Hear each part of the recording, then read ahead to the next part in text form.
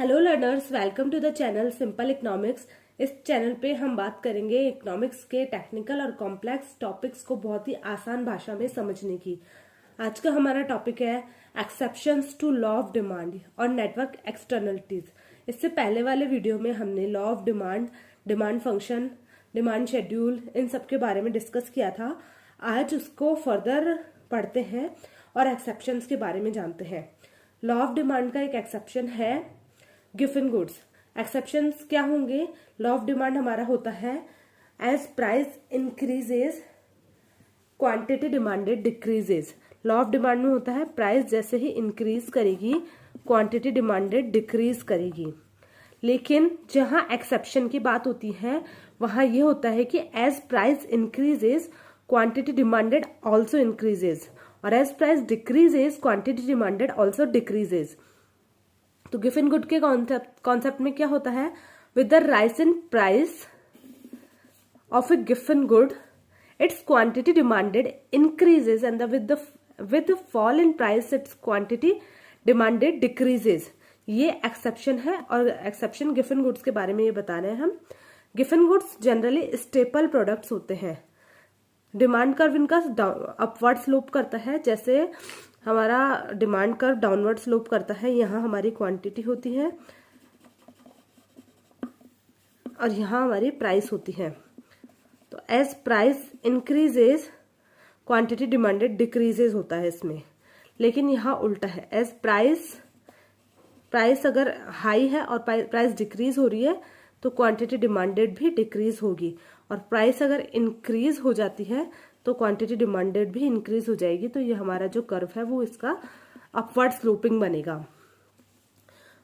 This is generally happens with staple products. Staple products होते हैं कि जो खाने की चीजें हमारी होती है। लाइक एग्जांपल इसमें हमने लिया है पुअर पीपल या पुअर कंज्यूमर्स जो होते हैं कंज्यूम्स ब्रेड एंड मीट।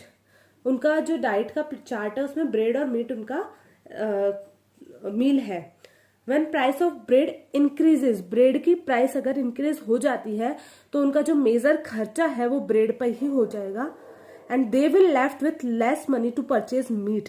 उनके पास मीट परचेज करने के लिए कम पैसा रहेगा, so they would substitute bread with meat to maintain their intake of food. Bread meat के कंपैरिजन में कॉस्टली नहीं है, चीप है, तो वो अपने मीट को सब्स्टिट्यूट कर देंगे ब्रेड से ही, वो ब्रेड का इंटेक बढ़ा देंगे। तो यहाँ प्राइस इंक्रीज होने से क्वांटिटी डिमांडेड भी इंक्रीज हो रही है। ये लो इनकम ग्रुप या पुअर पीपल के केस में होता है गिवन गुड्स वाला। आगे हम बात करेंगे एक्सेप्शंस में ये एक वेबलन इफेक्ट। वेबलन इफेक्ट क्या होता है? गुड्स हैविंग प्रेस्टीज वैल्यू, एक हाई वैल्यू कंस्टिट्यूट करती है ये गुड्स, इनके केस में होता है। गिवन गुड्स स्टेपल प्रोडक्ट्स होते हैं के केस में होता है और लो इनकम ग्रुप में होता है। वेबलन इफेक्ट यहाँ प्रेस्टीज वैल्यू में होता है और उन कंज्यूमर्स के लिए होता है जिनकी जो अपर स्टार्टा से बिलोंग करते हैं, जिनकी इनकम हाई है। Some consumers measure the utility of commodity entirely by its price. अगर प्राइस हाई होगी, greater the price greater utility, मतलब उनको सेटिस्फेक्शन ज्यादा मिल रहा है उसको कंज्यूम करने का अगर प्राइस ज्यादा होगी। इसके एग्जांपल से देखते हैं। एग्जांपल है इसका डायमंड। डायमंड एक प्रेस्टीज गुड है, higher the price higher desirability, और ये अपर स्टार्टअप पे ही लागू होता है। नेक्स्ट अपना एग्जांपल है इसमें लग्जरी कार। लग्जरी कार से होती है कि हाँ इन्हें हमें खरीदने की जब उनकी प्राइस बढ़ जाती है तो उनकी डिजायरेबिलिटी, एक उसमें सोशल स्टेटस उनका मेंटेन मतलब अटैच हो जाता है, एक वो अपने इकोनॉमिक पावर उससे दिखा सकते हैं, इसलिए उन चीजों की प्राइस हाई होने पर डिमांड बढ़ जाती है। A Veblen effect is propounded by economist Thorstein Veblen in the doctrine of conspicuous consumption.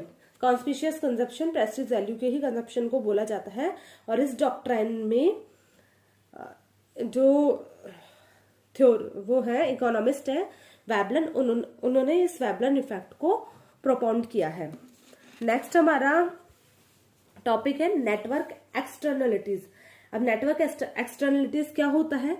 ये एक ग्रुप ऑफ पीपल होते हैं हमारी सोसाइटी में, एक नेटवर्क के बीच में हम रहते हैं, तो one individuals utility for a good depends upon the number of other people who consumes the commodity.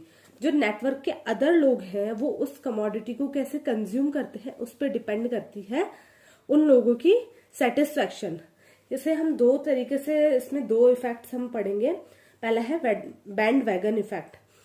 In this quantity demanded of a good that an individual boys increases in response to the increase in quantity purchased by other individuals।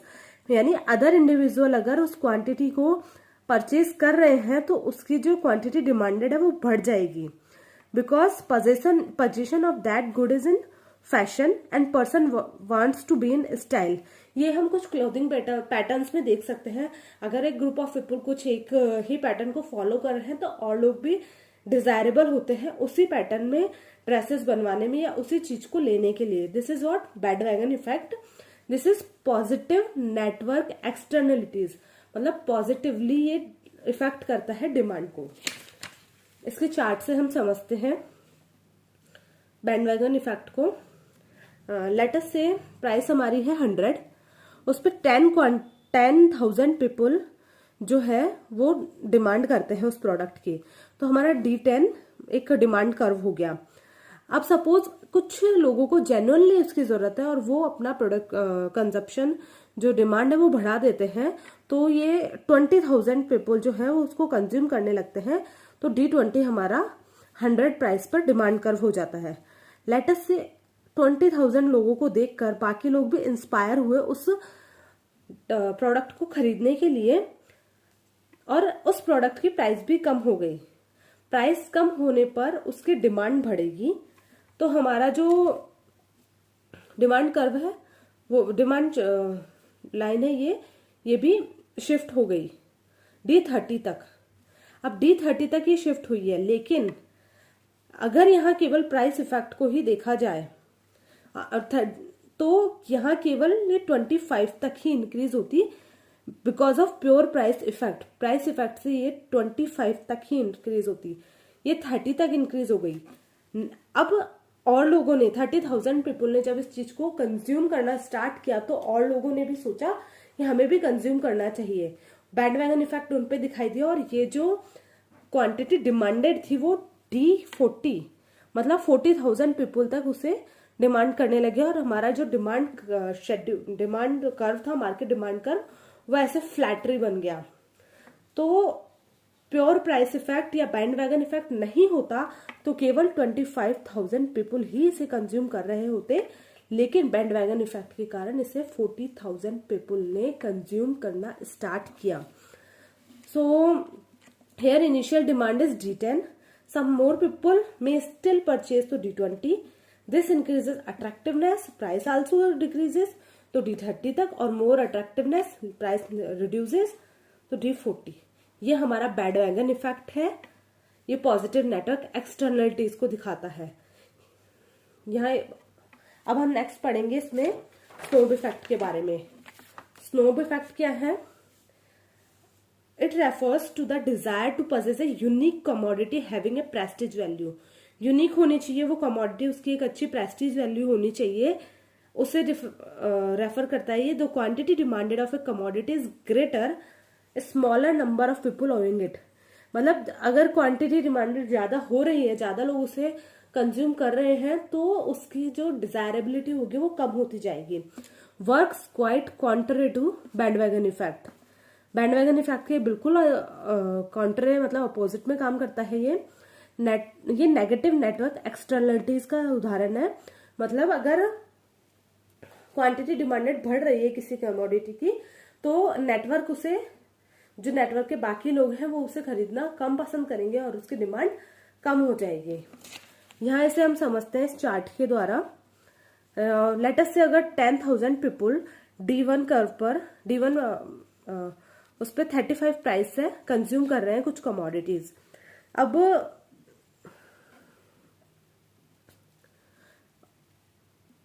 D1 से ये further reduce ही होगा, और latest से अगर 20,000 people ने उसे 20,000 लोगों ने उसे एक्वायर करना शुरू कर दिया तो ये और कम होती जाएगी। मतलब जैसे जैसे प्राइस कम होती है डिमांड बढ़ती है, लेकिन यहाँ प्राइस कम होने पे भी एक्चुअल में लोगों ने कम किया तो यहाँ डिमांड शेड्यूल शिफ्ट हो गया D1 से D2 पर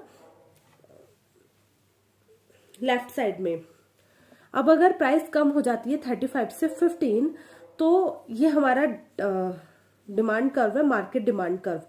15 हो जाने पर यहाँ 30, यहाँ 40 कमोडिटी 40 जो थी, अगर हम केवल D1 पर ही रहते, लेफ्टवर्ड शिफ्ट नहीं होते तो 15 प्राइस होने पर कमोडिटी 50,000 पीपल उसे कंज्यूम करते। अगेन डीएम पर रहने पर भी उसे 40,000 पीपल एटलीस्ट कंज्यूम करते। पर स्नोब इफेक्ट के कारण जो नेगेटिव नेटवर्क एक्सटर्नलिटी है, जो नंबर ऑफ पीपल जो कंज्यूम कर रहे हैं वो कंज्यूमर कम होके 30 तक आ गए। तो प्राइस इफेक्ट के कारण, मतलब जब 35 से 15 प्राइस हुई तो प्राइस इफेक्ट के कारण डिमांड बढ़नी थी इतनी 10 to 50, पर स्नोब इफेक्ट के कारण ये 20 रिड्यूस होके ओनली 30 तक ही रह गई। This is what is called snob effect. Example क्या है इसके? Rare work of art, very expensive luxury cars. ये रेयर चीजें होती है, इनके साथ प्रेस्टीज वैल्यू अटैच होती है। तो इनिशियल डिमांड हमारी थी D1, okay. More people owing it, तो ये लेफ्टवर्ड शिफ्ट हो गया हमारा डिमांड कर्व। अगर हमारी डिमांड कर्व वही रहता तो शायद ज्यादा कमोडिटीज, ज्यादा क्वांटिटी में कमोडिटी परचेज की जाती। ये लेफ्टवर्ड शिफ्ट हो गया। Further more people, quantity demanded D30 और कम हो गया। मार्केट डिमांड कर्व होता है DM और एट प्राइस, जो as price reduces to 15 at D1 ये 50 रहता, DM पे 40 होता, बट स्नोब इफेक्ट से 30 ही रह गया। ये मैंने आपको ग्राफ के थ्रू समझा दिया है। I hope everything is clear now. So this is all for this lecture. Thank you so much.